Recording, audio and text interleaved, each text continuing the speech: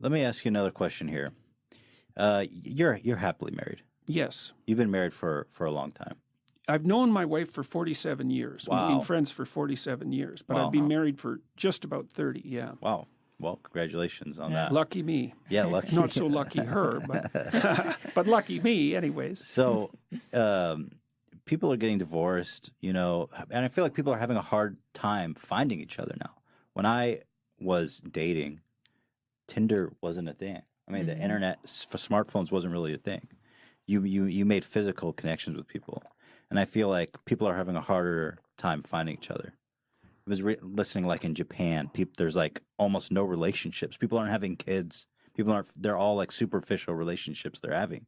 Yeah, the situation in Japan is very strange. Very bizarre stuff. Yeah, it's very strange. So what advice can you give to people who are looking to have a strong and meaningful and lasting relationship with someone?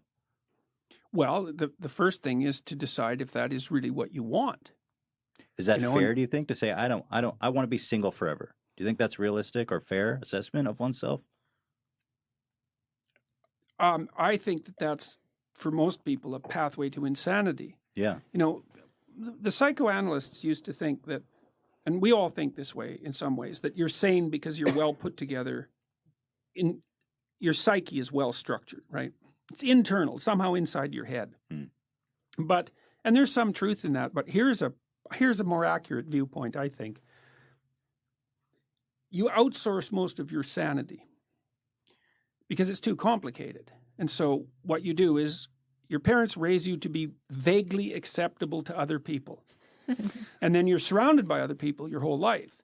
And then every time you go off the rails a little bit, even just a little bit, people signal to you.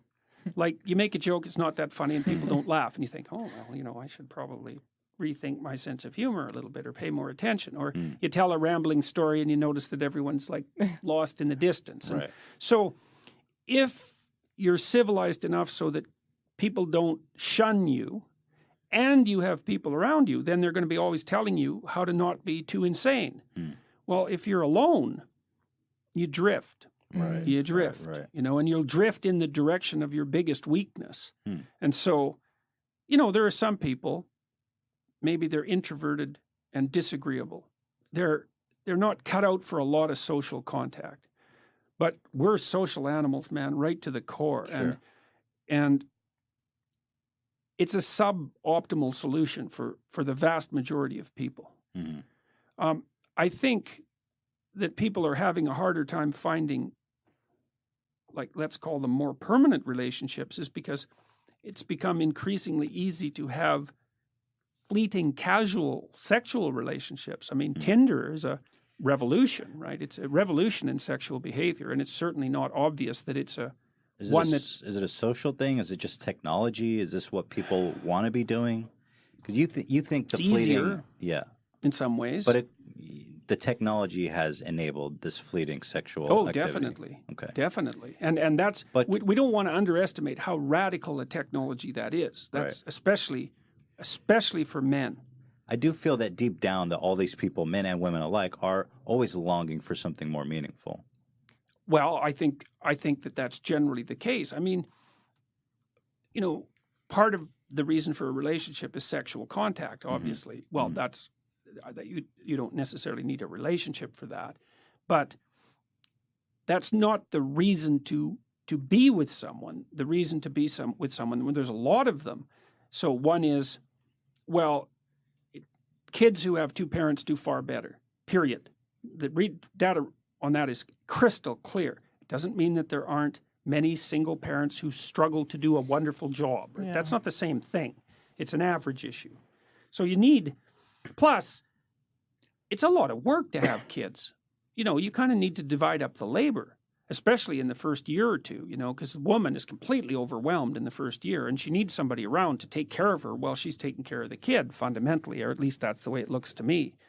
So there's that. You need the stable basis for children, and it takes them a long time to mature, and they need to learn that relationships are trustworthy, right? So there's utility and stability there. But then also, you kind of want to tangle your life together with someone, because you have someone to Well, it's like two ropes that are tangled together. It's stronger, especially during times of weakness. And you have two brains instead of one. And that actually turns out to be really helpful when Sure. things are complicated. And it builds a solidity into your life and a reality into your life to have someone who's along with you on this very long voyage. And so I think that deepens your life in a way that isn't really possible with fragmentary relationships as a single person. Definitely. And then there's more to it than that. It's like, I think of wrestling. There's this scene in the Old Testament where Jacob wrestles with an angel. He's wrestling with God, actually, which is quite an interesting. That's what Israel means, right? Wrestling with God. Yeah, that just blew me away when I learned it. It's so Is that true? The true people In of Hebrew? Israel are those who wrestle with God. Wrestle Yeah, with it's God. not believe exactly. It's a whole different thing, man. It's a whole different thing. And Isn't so- it like fear from God? What it means? That's what I thought. Well, from the work I did in the last couple of months looking at this, and I looked into it quite deeply, it does mean wrestling, essentially. And it does derive from that scene in the Old Testament where Jacob wrestles with God. That's when he gets the name Israel. And his hip is dislocated, right? Permanently. He has a permanent limp after that. It's no joke.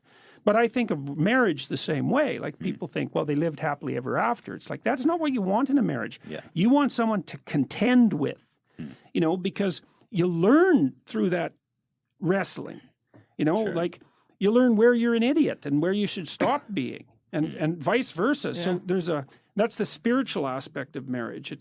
It's the fact that you have to contend with someone under all sorts of circumstances, theoretically is what would you say? It's a manner of promoting psychological, or you could say spiritual growth. And it's genuine. That's why marriage is a sacrament in most human communities, right? It's stamped both by the state and by the sacred authorities, because it's not just a physiological union. That's what animals do. And I mean, there's nothing wrong with the physiological union, but it has to be placed in the context of everything else a human being is. And I do think it's dreadful for people not to have that.